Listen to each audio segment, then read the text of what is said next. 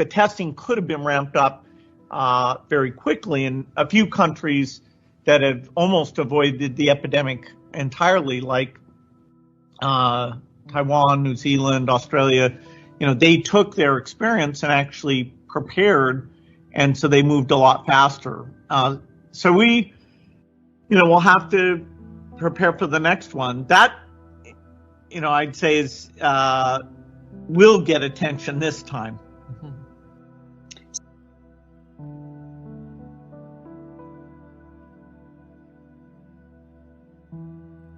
Hi everyone, Lisa Haven here. Well, has Pandemic 2.0 struck in the globe?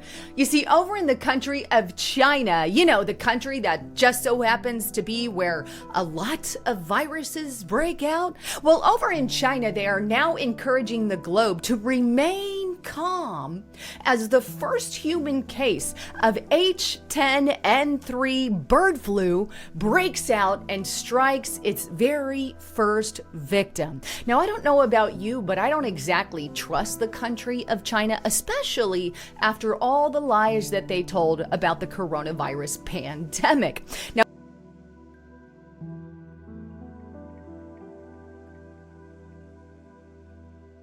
welcome.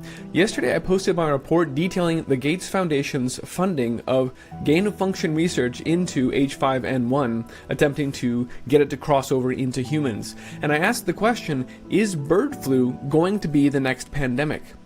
What I didn't realize was that just last week, former CDC Director Robert Redfield answered my question. Yeah, I think we have to recognize, I've always said that I think the COVID pandemic was a wake-up call. I don't believe it's the great pandemic. I believe the great pandemic is still in the future, and that's going to be a bird flu pandemic for man. It's going to have significant mortality in the 10 to 50% range. It's going to be trouble, and we should get prepared for it. I do believe that the pandemic risk is a greater risk of the national security of the United States than Korea, China, Russia, Iran.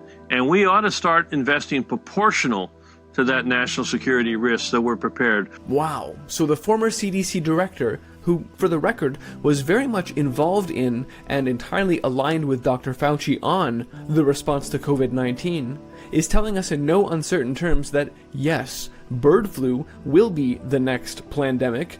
In fact, it will be the real one. It will jump into humans, and he even cites the same fatality numbers that the Gates Foundation funded gain-of-function research on H5N1 bird flu was able to achieve by splicing genes from the Spanish flu 100 years ago and the seasonal influenza now to make a mutant hybrid nasty bird flu that'll kill half the world population.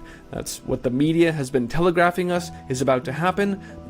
I'm not the only one asking if bird flu will be the next plandemic. In fact, NPR has been putting out pieces posing this, sort of setting the stage with some predictive programming, and even organizations like the International Livestock Research Institute has been suggesting bird flu could be the next global plandemic. That is part of CGIAR, which itself was also funded by Bill and Melinda Gates Foundation to the tune of upwards of $1 billion in order to create an agricultural system with gender equality and climate resilience. So there is a network of nastiness which has funded the research into the creation of a highly fatal, a weaponized bird flu, let's get down to brass tacks there, and is now telegraphing from their various positions, having infiltrated various offices of health and agriculture and food policy, that bird flu will be the next plandemic. So we, we'll have to prepare for the next one. That,